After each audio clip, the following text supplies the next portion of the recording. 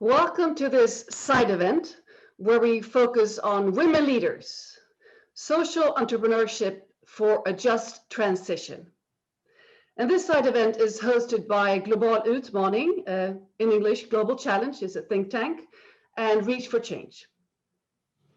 My name is Catarina Rolfsdotter-Jansson. I am chair of Global Utmaning, Global Challenge, and I will be moderating this event. The project Women Leaders is initiated by Reach for Change together with Global Utmaning. And it is a fantastic project initiated as a capacity building initiative for women entrepreneurs with a focus on policy development and global knowledge exchange. And we recently published a report, Women Leaders Report, with quite astonishing findings. And you can find the link to the report in the chat of this event. It's now my pleasure to introduce the panelists of this conversation for this panel talk. And I will introduce all of them, and then I will ask one of them, each of them, to introduce themselves a little bit more by answering a question that I have prepared. And this will be followed by other questions from me, and also the possibility for the other panelists to comment at the end of each speaker's time slot. So we have fantastic panelists with us today on this event. We have Catarina Ringborg, who is an entrepreneur and investor. And Catarina is also a senior advisor to the think tank Global Utmaning, Global Challenges. And we have Nancy Sumari, who is with us from Dar es Salaam, Tanzania. And she is a social entrepreneur. We have also with us Nora Bavey, General Partner Unconventional Venture, and she is with us from Stockholm, Sweden. We also have with us Sofia Breitholtz, of course. Sofia is CEO of the organization Reach for Change, who is one of the partners in this project. And we have Leila El-Sherif Wollheim. And Leila is project manager at the secretariat of the Swedish National Coordinator for the Agenda 2030 goals. So I'd like to start by addressing a first question to Catarina Ringborg. Please start by sort of setting the stage to talk about what structural obstacles you see for female entrepreneurship today. Which are the main inequalities between men and women in the business sector? Thank you, Catarina. I think if we look at Sweden, I think we have an old problem with roots in cultures and traditions of society. Until fairly recently, only 20 years ago, starting your own company was something that young people did not even think of or consider as an option. That many wanted to work in the public sector, and the public sector was able to absorb a lot of young people. And those who wanted to work in the private sector, they had a very good labor market with all the big Swedish international export companies. Many of them founded 80 or even 100 years earlier, and they constitute a very big part of the Swedish economy. So both these employers, public sector and big companies, were stable employers, and the working conditions in both sectors were very similar. Security of employment was taken for granted and also had a high standing among young people. So this landscape was the base for a culture where startup companies were strange animals, and the option of starting your own company was even more strange, and personal risk-taking was not the expected behavior. So traditionally, the knowledge about startup companies has been low, and the wish of people in general to start own companies has been low. And this is the reason why today there is a low level still of understanding about what entrepreneurship really means to society. Few people really understand how important entrepreneurship is for change, not least among the generation who do most of the policy work today. And I believe that only if you see entrepreneurship as the fantastic agent of change that it really is, then you will value female entrepreneurship higher. The second structural obstacle in that I see is the general problem that women own less than men, regardless of what type of assets we talk about. And that is precisely why the allocation of risk capital is so important. In business, real power comes with ownership. 20 years ago, the debate was focused on the fact that there were few women on higher positions in business as board members and executives and on in managerial positions in general. Today, many more women are on those positions, but the fundamental problem remains. Important female ownership in business is still very rare. So since women own less, in general, the only way for a talented female entrepreneur to finance a startup around an innovation is money from other people, people who are willing and capable of taking financial risk. And against that background, the fact that only a tiny fraction of all risk capital allocated to startups go to female entrepreneurs is a big problem, because what that tiny percent tells us is that today in the startup sector, women do a lot of important work, and that those who reap the benefits of that work, nearly all of them are men. If you look at the income distribution, the picture is very clear. Women have advanced as regards to higher work income, which of course is a good thing, but men earn the capital income and constitute the increasingly richer highest percentage.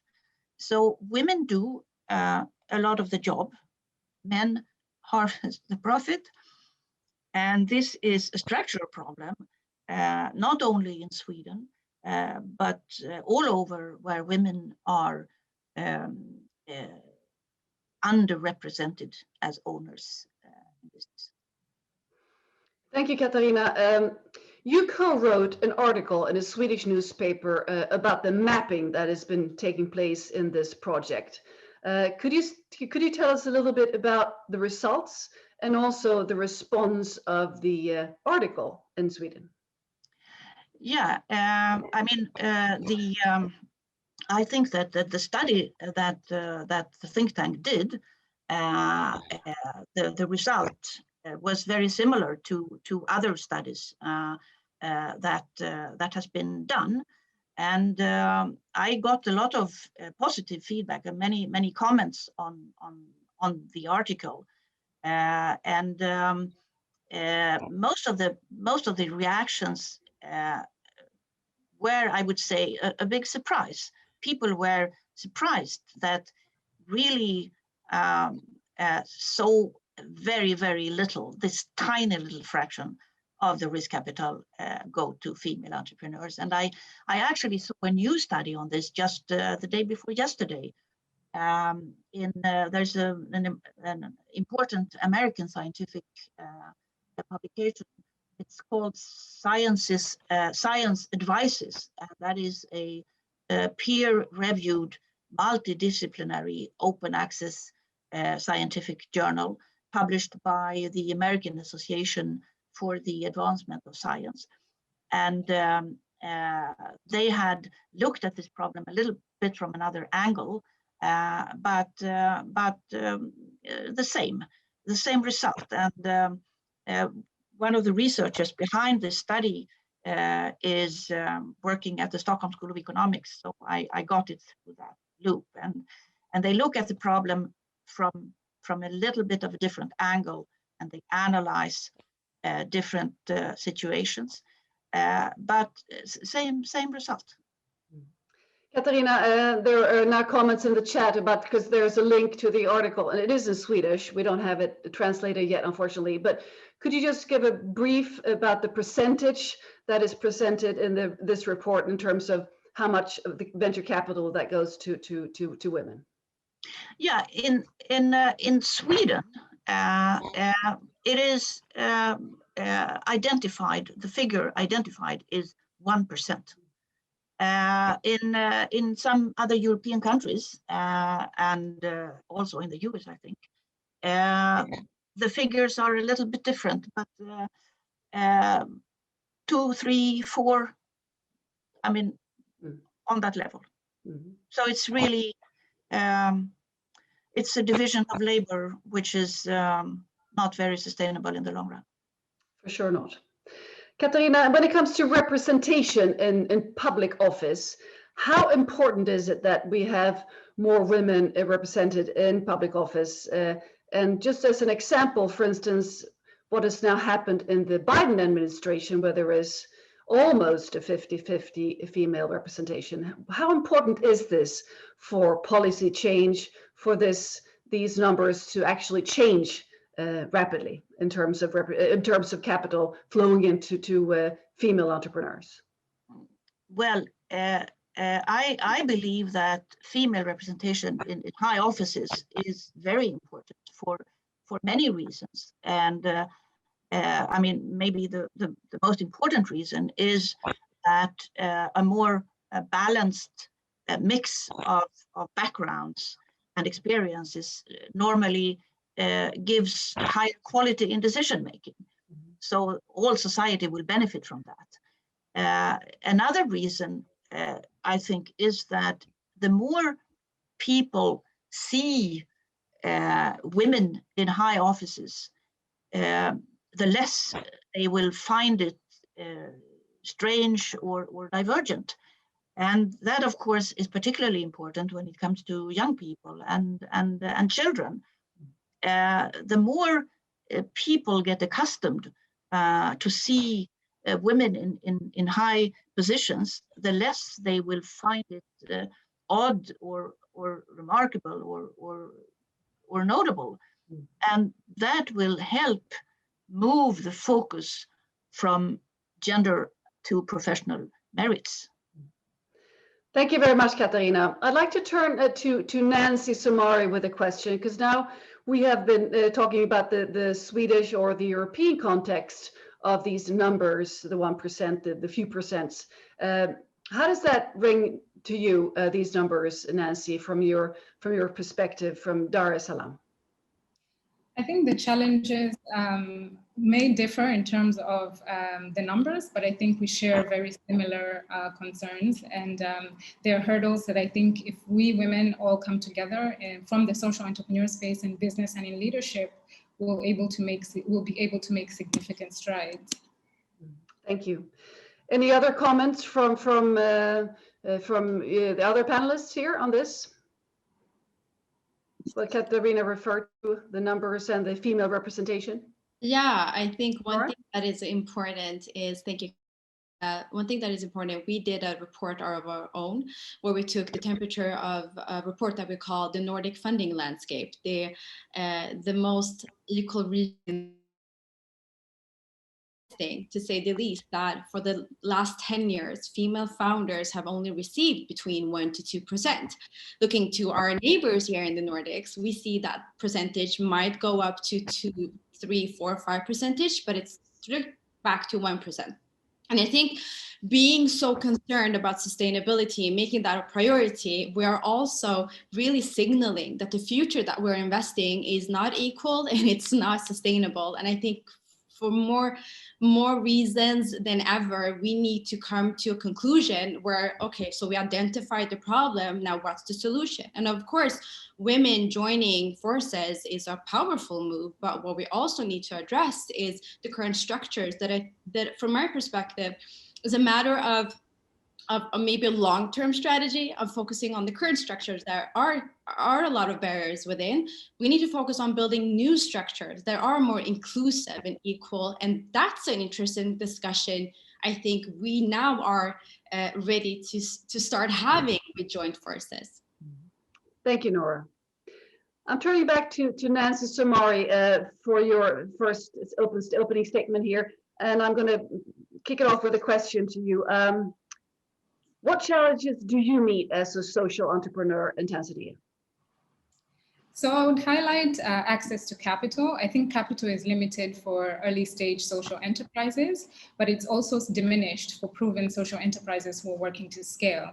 I think additionally, there are cultural barriers that can significantly limit access to capital for women, for minorities, and indigenous social entrepreneurs around the world. But the growing traction, I think, around impact investment keeps us, also hopeful that there is a positive shift for the better on that front. And I think second is the structure of the sector, not promoting enough innovation.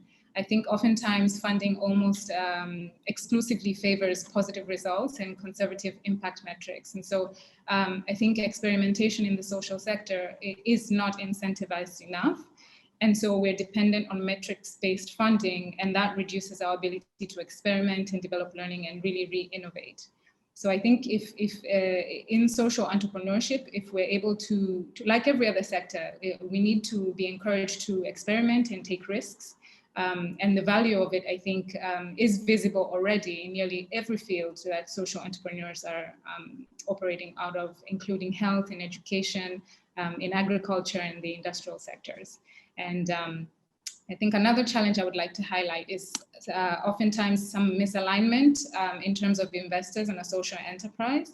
I think in the social sector, some investors would come to a social entrepreneur and say, we really love what you have built or you're working on. And but then here are our priorities that we feel you can include in your business execution.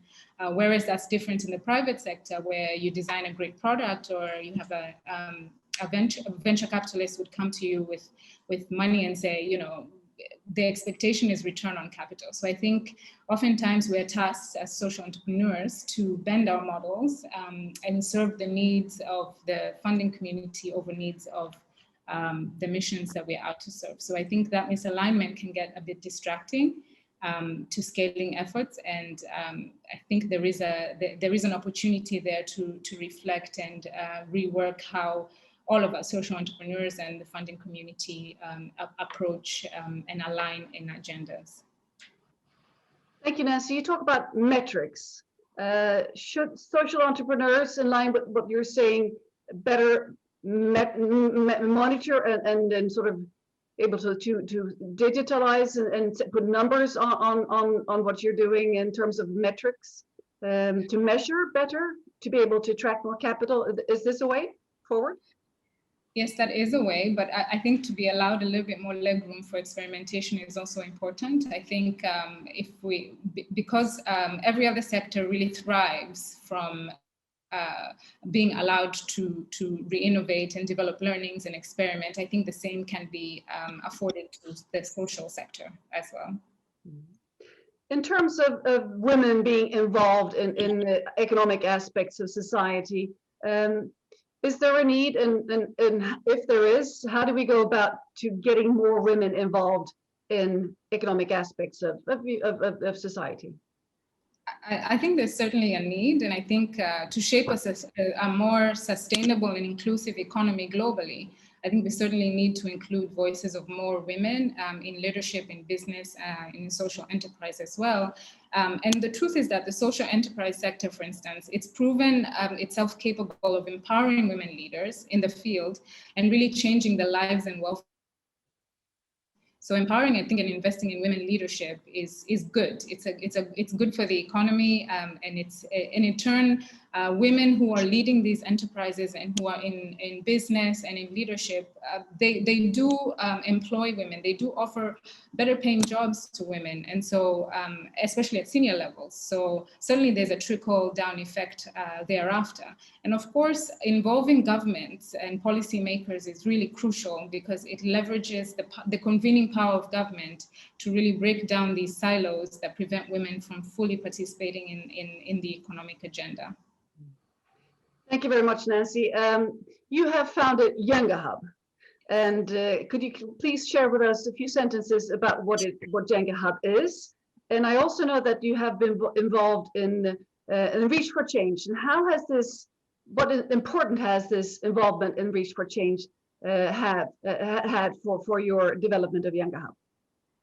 So the Django Hub is a makerspace and a learning lab. Our vision is to build a community of children and young people who are leveraging technology to create value and transform their lives. Our main purpose really is to reimagine the way in which children are learning. We craft wholesome learning experiences using technology as well as applying design thinking to improve learning outcomes. So we work with children, young people, teachers, education stakeholders, and communities at large. Through a curriculum that we allow our members to design, to create, to disrupt, and to thrive using technology. So we've engaged stakeholders, government, different partners, all in all to see children and young people thrive creatively, to become better learners and better thinkers. So being a part of Reach for Change has really, it's been very impactful for not just me as a leader, but for our organization, because Reach for Change has provided a great network with engaging fellow social entrepreneurs around the world, but also these types of networks that Reach for Change has afforded us. It's been very vital because they've acted as a unifying component for our work, but also to learn best practices. It's allowed communication and coordinated action between social entrepreneurs, but also introducing us to different sources of funding, to different partners, to civil society and policymakers as well. And one highlight for me is through convenings and catalytic gatherings, such as the Bridget Fellowship that I was a part of as a result of Reach for Change's program. And created a platform for women social entrepreneurs to share insights, best practice, and therefore just continue bolstering a more thriving ecosystem. And of course, in such scenarios, it's not only the female social entrepreneurs who thrive, but it's really the world thriving as well. Absolutely. Thank you, Nancy. Any spontaneous comments from other panelists, or otherwise I have an extra question? Sofia here. No, thank you, Nancy, for that. I think it's really interesting that you're lifting another element of investment and capital, which is when it's too prescriptive. So you don't get the chance to innovate and really look at the local empowerment and understand the local context and empower the local female founder to be able to address the issues she or he or whoever founder really knows are most important. So I think that as Nora was talking about creating better, newer structures going forward, I think that would be an element that we would have to look at as well to really promote more innovation and more flexible type of capital that goes to more people and in a more inclusive way. Thank you, Sofia. And what reflections do you have on what has happened to Jenga Hub during this journey with you at Reach for Change? I think we owe a lot of who we are and where we are now as a result for Reach for Change. They were the first partners to come on board with us. And as a result of their trust and support, not just through funding, but also through organizational capacity building, I think it's been really, really instrumental in our growth. And again, allowed us a chance to learn from other social entrepreneurs who are doing similar work in different parts of the region here in Africa, but also around the world. So it's been wonderful. They're a great partner. And Sofia, what do you say? No, I mean the same. I think Jenga Hub has made a really impressive and inspirational journey. So if there are any social entrepreneurs listening, I would really recommend you to check them out, or investors. Thank you. Absolutely, more investors. We need those to be supported. So, Nora or Leila, do you have any questions? Because those are welcome to, or reflections to what Nancy has talked about. Yeah, sure. It's so interesting really to hear this perspective, because it feels like female entrepreneurs struggle, have the same kind of glass ceiling everywhere. And I think that Nora also has a really important point about building the structure. I'm a business journalist in my background, and I've always been about following the money. And this is what you need to do to see who is getting access and who is not getting access today. And it's so important to really raise these, include the voices of different women and different experiences. So, yeah. Thank you very much, Leila. Nora, would you like to comment? No, I think what I would just like to acknowledge with the work that Nancy is doing, which is amazing, is what she also stated, the many different levels of impact. I think that is one area we need to focus much more on when we're doing these impact measurements, and maybe then the return of capital is also the question of return of impact. That's what I'm looking forward to. Return of impact, absolutely. That has not been focused enough on. So Nora, it's your time now to answer my opening question, and of course we're interested in your perspective as an investor on these the things we're talking about. Please share with us your investor perspective. Yes, well, I'm actually a tech entrepreneur who became an investor because I was trying to reach the money and realized that it was then to be found because of structural barriers. So with that being said, I also realized there's a huge untapped potential in the Nordics. And when it comes to the race of innovation, when it comes to the race of sustainability, and I think in some way it's also a privilege to be worrying about the next generation, because we are many of the current generation that are experiencing inequalities and lack of access, even in the Nordics.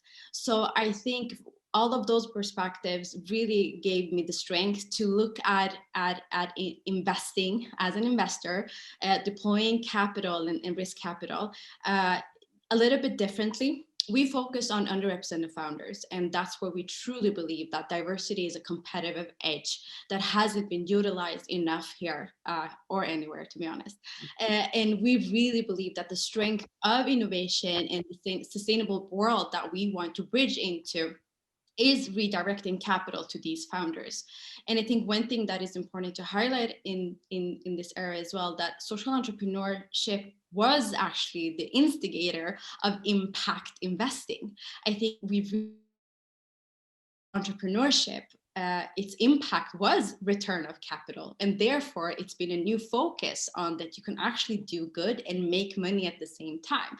But we can't forget the importance of bridging those things.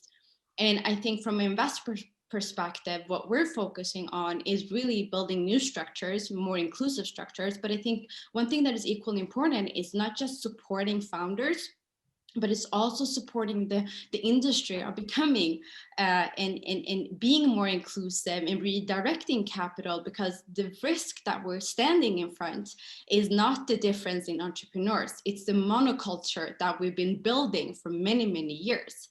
And I think when it comes to representation, of course, representation matters. I think that's the baseline. But what we have to acknowledge is that real equality comes from ownership. I think Catarina mentioned that in the beginning. And therefore, we need to focus on ownership and policies that are making it easy for women, different kind of women and different kind of groups to be owners of their solution or their businesses. And I think one focus should really be to look at what are the institutional investors focusing on, because they're actually part of the problem. We can clearly see that institutional investors that are handling our tax money are actually investing in the same monoculture as private capital is doing. So the question is, who is responsible for change and who is going to be the first one who's building that policy? Thank you, Nora. I have a question about intersectional approach. How important is this when you address gender inequality in this field? It's the most important thing, because if you only focus on the gender aspect of this without intersectionality, then you're actually contributing to the same problem that caused the whole gender aspect of it. We're still excluding groups within the group. So it's the exclusion that is the problem. So I really urge everyone to look at it from an intersectional perspective. Only then, if we can start including more and more people, that's where the algorithm lies, in creating more inclusive industry or inclusive worker environment or inclusive policies. So therefore, I say that's the most important thing. Thank you. Politicians and politics, decision makers, what are their role in this transition? You're asking me, sorry. Sorry, no, I think, like I mentioned, I think they're the most important part of this, and they have the power to create a catalytic acceleration of change. And I fear that we are standing in a silo where no one is taking charge of those policies that would really benefit structural-wise, industry-wise. And I fear that there's this weight on who will do it. And I think it's gotten stuck between do we dare take the risk, without realizing the biggest risk is the current situation that we're in. So I think policy-wise, and like I mentioned, it has to come from institutional money, from our tax money. That's the way it has to start off with, instead of waiting for private capital to lead the way.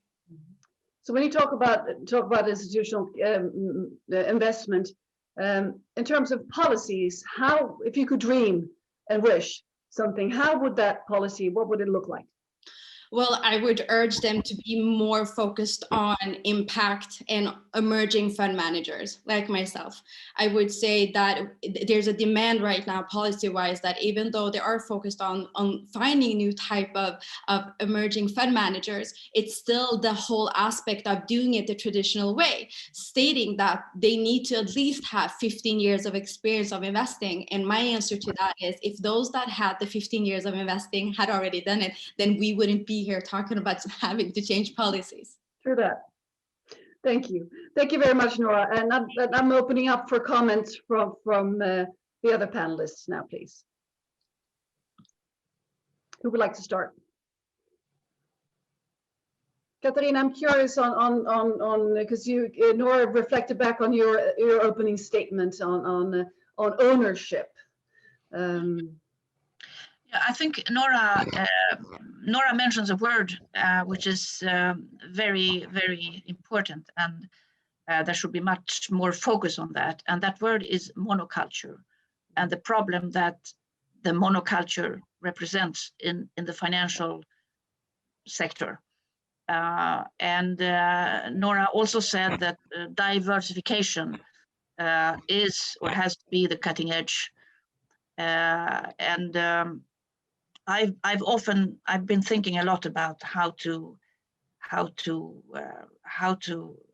change a culture in a sector where most people have 20 or 25 years of background working in a certain way, and that is of course extremely difficult. But as we mentioned in the article in the Dagens Industri that you mentioned at the beginning here,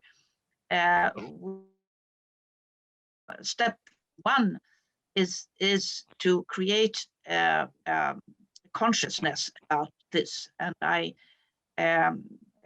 think that step number one is to make those people with 25 years of working in the same way, of making them conscious that this is really what they are doing, because most of the time they don't.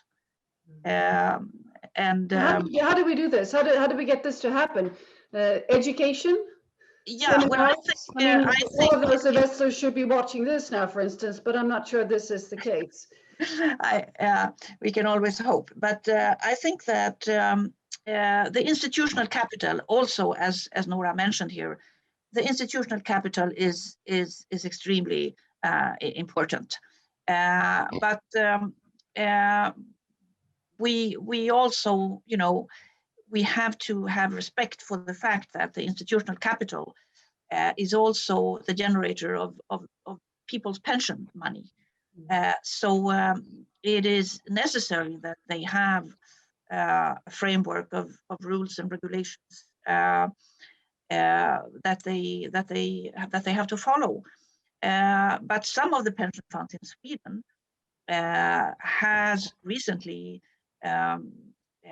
started to have a fraction of the capital, a small amount of the capital that they can work with in different ways, and I think also that many of the banks could actually follow that, because the banks are very, very rich institutions, and they could, for instance, put aside a couple of percentage of their capital that could follow different rules to see how this could work. And I think that some banks, at least here in Sweden, I know that some banks are thinking about that. Well, that's hopeful. Thank you, Catarina. Comment from Leila, please.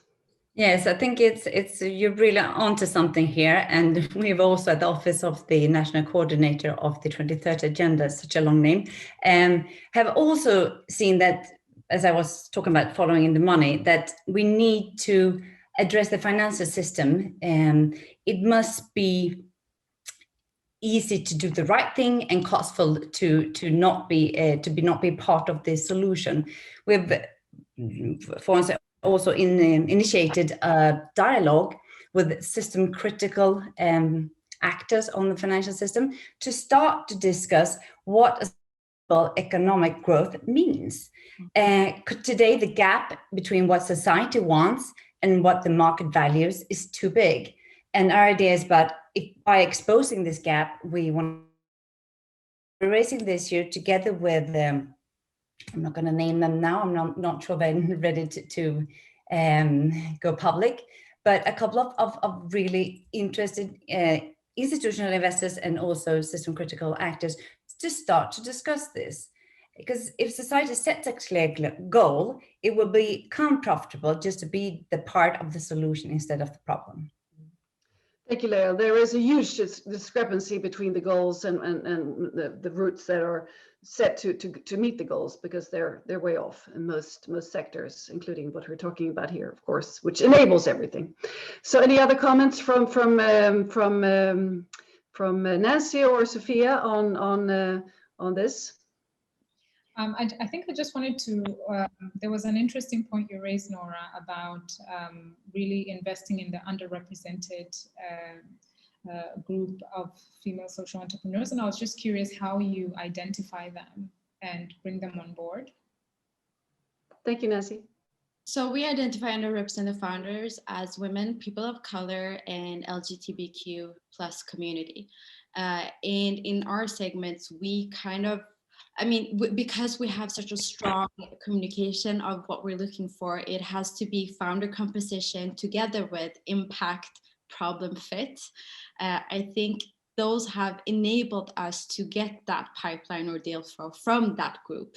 And I think the question has been for such a long time that it is a pipeline problem. And I think we've clearly demonstrated that nor has it been and never will be pipeline, but it depends on what stage we invest, because if we don't invest early, then of course it's a pipeline problem later on, because those companies never get the financial support to execute and become later stage later stage cases. So of course it's a funding problem or a pipeline problem at later stages.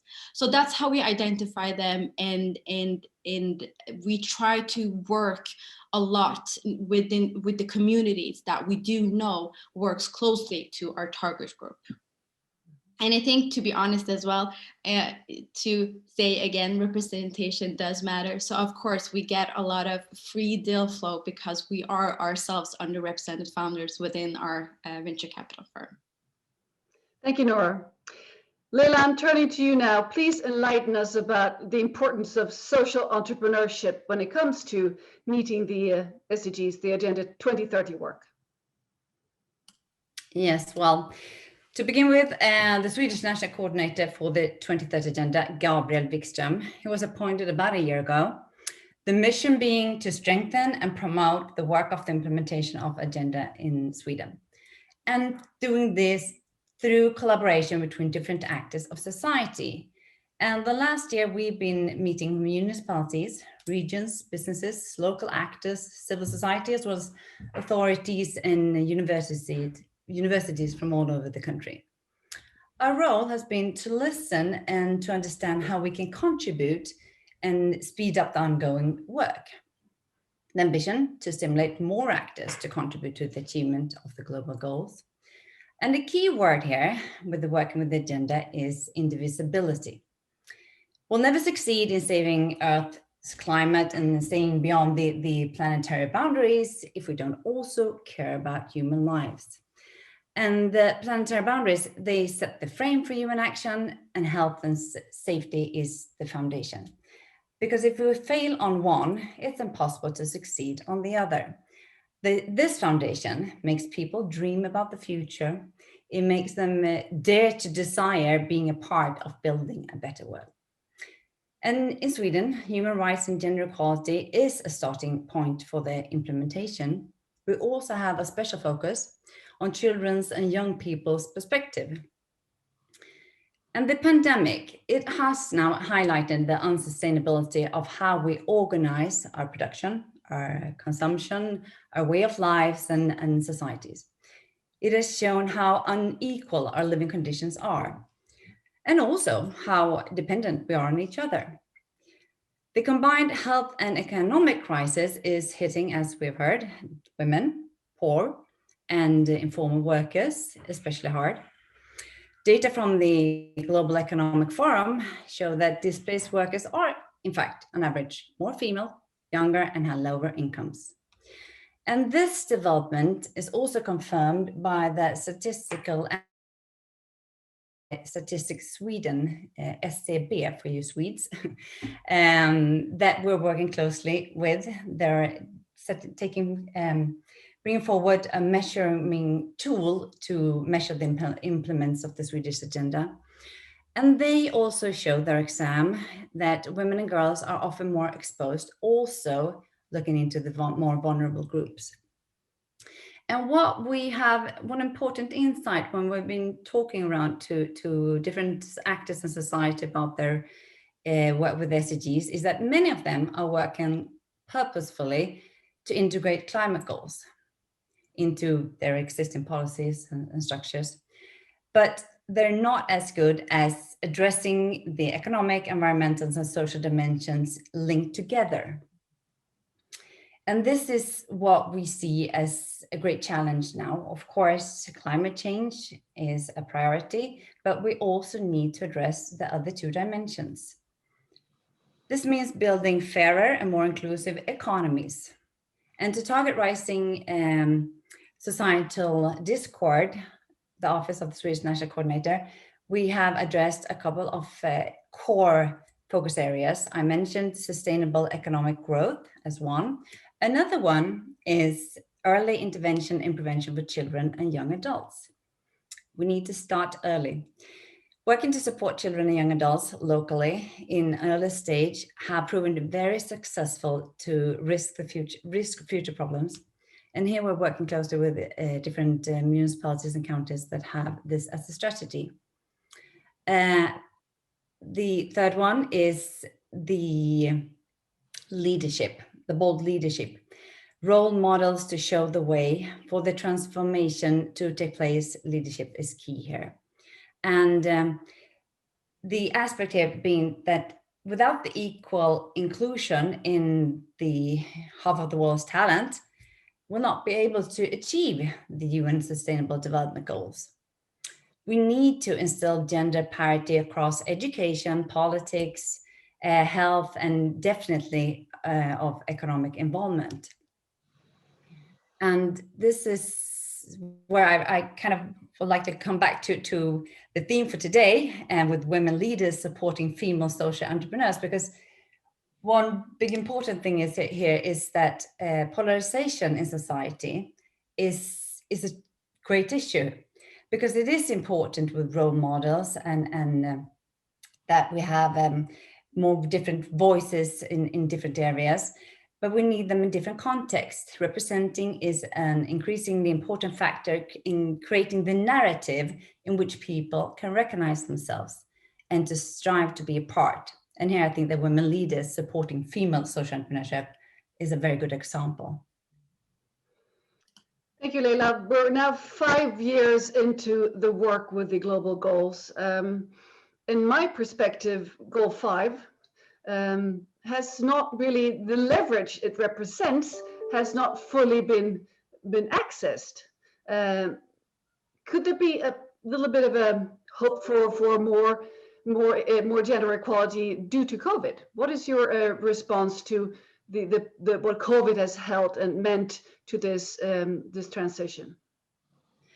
Well, as I mentioned, it has actually been a backlash for women and for development of not only in other places of the world, also in Sweden and in the Western economies, where we need to address these issues in a more structural way, where we definitely pinpoint female representation, but also, as Nora was talking about, underrepresentation of many different groups.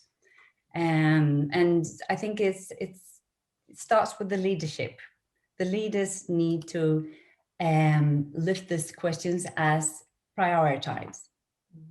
Because as we start our societies back again slowly after COVID, we talk about build back better, and that's mostly addressing the planetary boundaries and the aspects of our physical nature, but also the what we're talking about today. How can we sort of hold on to the leverage and really sort of use it now in this restart of society? Do you have any good pointers here? Well, my best point here is really to start early, and that's what we're trying to look into, that if we need to address the acute situation with the climate changes, but we also need to make sure that the people that are going to do the job are in a good situation. And here we need to give the support to young people. We need to start really early and involve all different groups and perspectives in this work.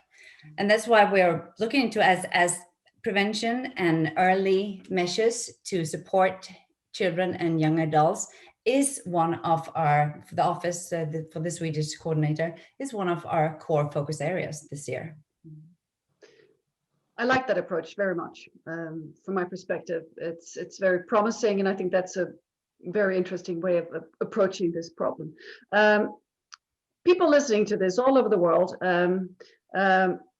what could each one of us do to support female social entrepreneurship in a very concrete way? How do we look at our lives and see what we can do as human beings, as consumers, as investors?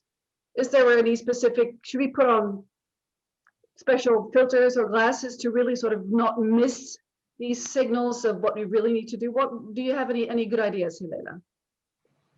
Wow. Well, I think we need to be the role model. We're asking other people to take a step forward and be, and also be generous. I think it's this week that the state have this do a gentle gesture week, and kind of share our knowledge more generously and be that force of change ourselves in everyday life. That's what I'm saying.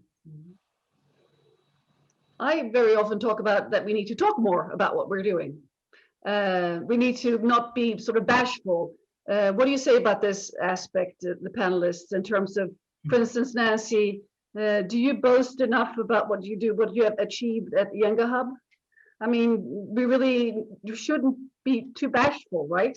With the winnings that we do as female leaders. Nancy? Certainly not. I don't think we should shy away from the strides that we're making. But I also I'm a big proponent of the lessons that we learn. So I don't also shy away from aspects that I have failed in my organization, because I don't doubt that they too will serve a different female social entrepreneur in a different way. And we're all working towards a common goal. So they can't be winning and losing. They can only be impact and marching forward. So I think we should definitely embrace our successes and talk about them and tout them. But we certainly should also share our experiences and the learning curves and the failures that we do also experience. Thank you, Nancy. Any other comments? On Yeah, the Catarina, maybe if... Yes, please, Sofia. Yeah. No, if I may, I think we've heard a lot of large macro,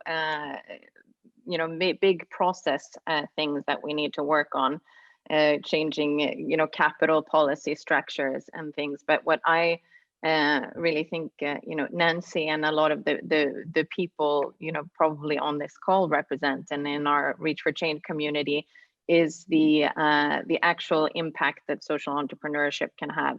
And I think, especially in COVID times, what we've really seen is that social entrepreneurship can really play a pivotal role now in transforming the society that we need, and really creating new structures that are more green and more just.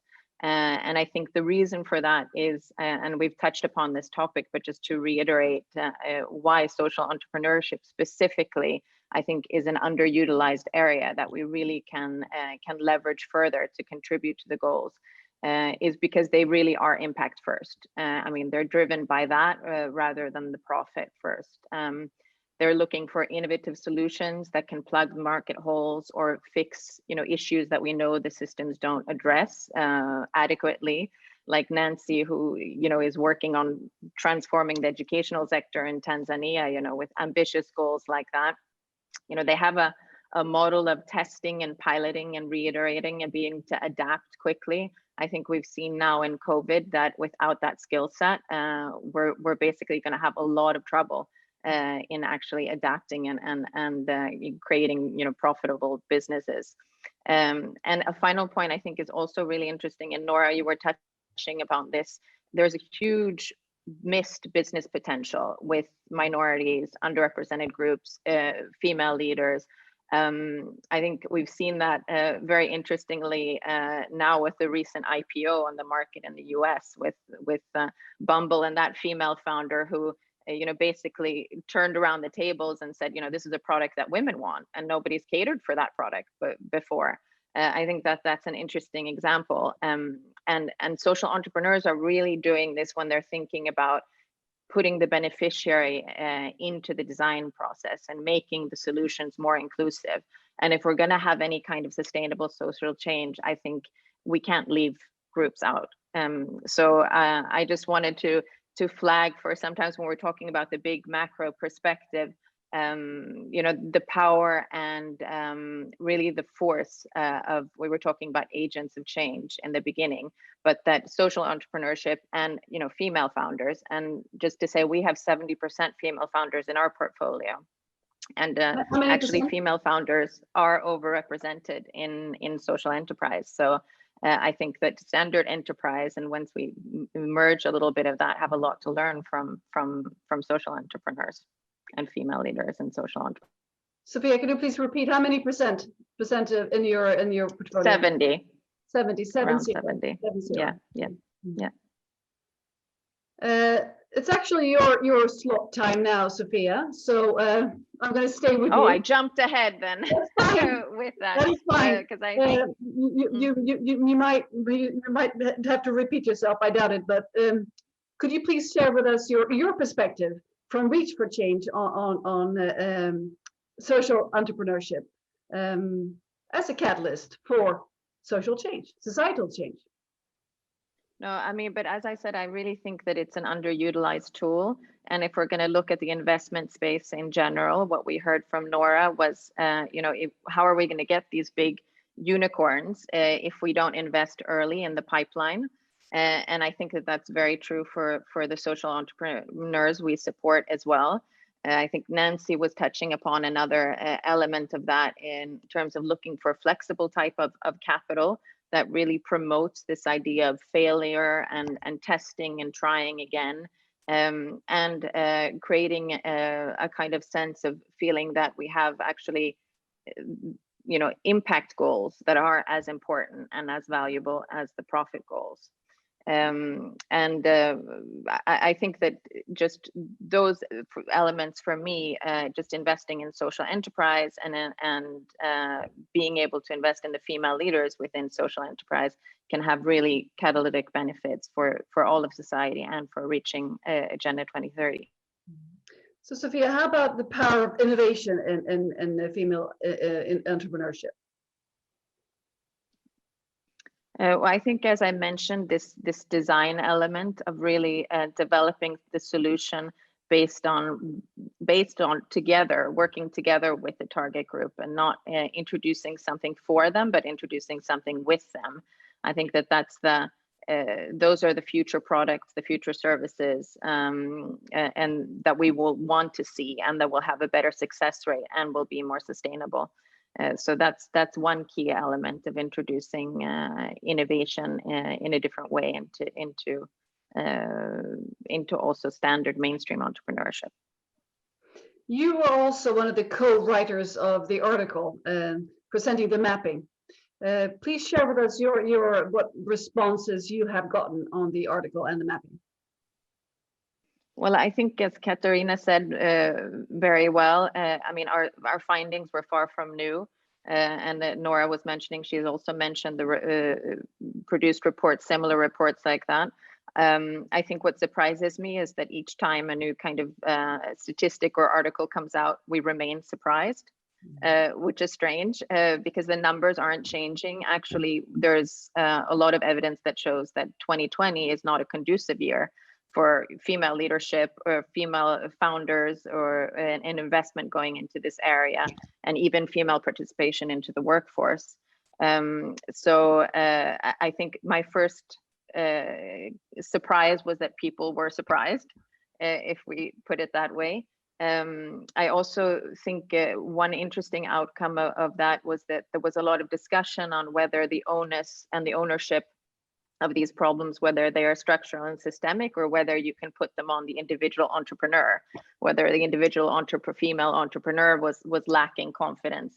But what we did see is that, the questions that investors pose to female versus male entrepreneurs are very, very different. So it wasn't so much the confidence as really structural barriers that we have. Having said that, I also really agree with Leila in terms of the importance of role models and starting early, because we also see that increasing capacity in networks and increasing role models is a really good agent of change. I'm curious, how are the questions to the female and the male investors different? I'm not surprised, but could you share with us different in what aspects? Maybe Nora has a good examples of the different types of questions that they get, right? Yeah, exactly. So we actually did a study on that as well. But there is a very well-known research done by Boston Consulting Group that really did experiment in a much longer period. And it is stated that men get more questions involving opportunity and women get more questions revolving risk.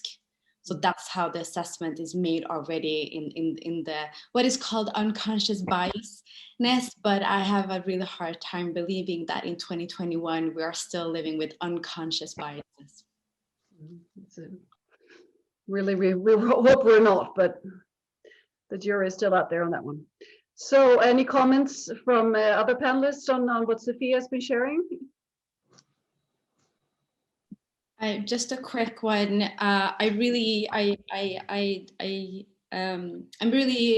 amazed at what Reach for Change is doing in terms of impact, and I think you guys don't talk about it enough.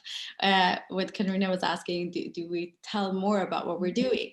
And I think that like I mentioned earlier, is that there is much more need of understanding why social entrepreneurship is such a powerful tool, especially during these times, because it is these times that innovation happens. And what we are perceiving as innovation, this pandemic really showed us it was just another product or service. It wasn't any innovating about it.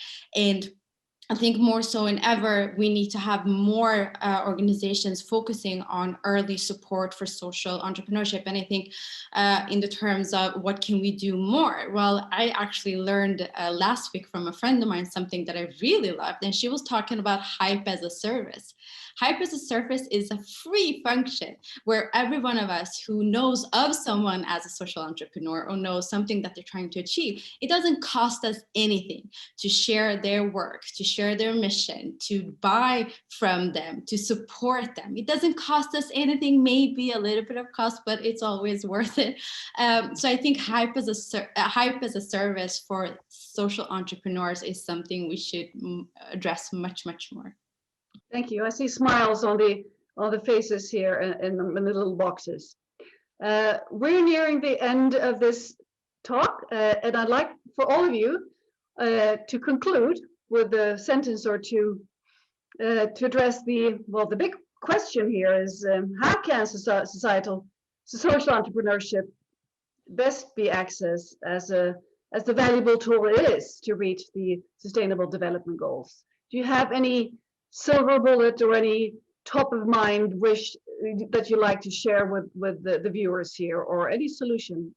Feel free. I'll start with Catarina. Well, I think, I don't remember who it was, but someone here mentioned the word generosity. And I think in this context, generosity is really a key. I have been mentoring women, younger women, for many, many years. And what they ask me most about is, what did you learn most of? And of course, what I learned most from is my failures. I mean, success is easy, but you don't learn very much from your successes. What you learn from is your failures. And it's not always so easy to talk about your failures. But I think you should be generous talking to young.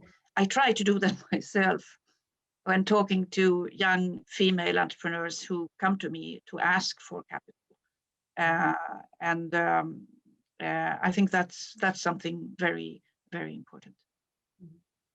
Thank you very much, Catarina. Nancy, I'll over to you, please. So I'd like to just amplify what Catarina said, but also again pair it with the hype. I think that's one of my great takeaways for today. I think we do need to band together, yes, as social entrepreneurs, but also share our strengths and our failures. Let's and really, when we band together, we can amplify and expand and really go after the available financial resources that are out there. And even non-financial support as well. So I look forward to connecting with anyone who is keen to do so and to just continue to drive impact forward. I continue to be grateful, of course, to our partners at Reach for Change and all of you for today, sharing so much insights. And I'm sure that a lot of female social entrepreneurs will benefit from the great things that we've heard today. Thank you, Nancy. And I see there are links popping up in the chat. So there are ample opportunities to share information and contacts. Terrific, thank you. So Nora. I think one thing that I would like to, for people tuning in today, take away, I think we need to prioritize the whole return on impact much more. We need to have open discussion on the returns on impact. And I think adding to, I think Leila was the one who mentioned that as well, is that in our focus on climate change and climate justice, we need to also acknowledge the racial justice side of it and the dimensions that goes with that, because otherwise we're just banging our heads against the wall ultimately. So those are the takeaways I would really like to highlight in this conversation and context from my perspective. Thank you, Nora. And Leila, your final words here, concluding words for this seminar? Yes, well, it's been so fantastic listening to all of you, and really, really inspiring getting all these different perspectives. And I think this is one of the core takeaways I take, that you need to share these perspectives and enable to make people dream and see that it's possible within their context also to move boundaries and to be or to be actually a part of building this new, better world, and not just be someone on the spectator seat and seeing everyone else work. And this is where I think that initiatives like this is really important to spread the word. And I'm sure you've gotten lots of food for thought into your work at the 2030 office in this. Very much so, very much so. And we're excited to, from a Swedish perspective, follow your work from this point of view that we're sharing today. So, Sofia, you are one of the hosts of this seminar, and also, of course, you're the partner of Global Utmaning, Global Challenge, the think tank in the Women Leaders Project. So please share with us your conclusions and your wishes. Yeah, no, I mean, I think great contributions from the panelists today. It was super exciting to hear your take on things. And one of the key elements for me, which came up in the discussion, is really education of investors, whether they be institutional or private capital. And I think that education has to be focused around business opportunities where nobody else is looking. And secondly, around really investing for impact and not only investing for financial returns. Thank you, Sofia. And could you please share with us what is happening now in the Women Leaders context? Yeah, super. So we're really excited to be working on this program together, and also in sponsorship and partnership with the Swedish Institute. So we will be selecting an elite, very prominent group of female social entrepreneurs to do just what we've been talking about today, and that is really showcasing role models that can be part of contributing to this whole policy and identifying the silver bullet that you were asking about, Catarina. It's not just one bullet, it's many bullets we need to have in our arsenal, right? So that will be the next stages. And so we look forward to everybody who's on this call also and who's interested in learning more to just please reach out, and we can all be part of sharing the hype as Nora was talking about. Definitely keep on sharing the hype. And the links to the report and to the article, this in Swedish, unfortunately, only still, is in the chat. And we can also share their contact information to the organizations that have been presenting here, the representatives of these organizations. So please, there are a few minutes more left on this seminar. You can chat for a few minutes and put up whatever needs you have or links you want to share, because this is really what we need to do. Generosity, sharing the hype, working strongly together for this future that is sustainable and equal. And we need to keep our eyes on this prize, a better world, inclusive for everybody. Thank you very much for taking part of this seminar, especially, of course, the panelists, Sofia, Catarina, Nora, Leila, and Nancy, and all of you watching. Keep up the fantastic work you're doing. Bye-bye.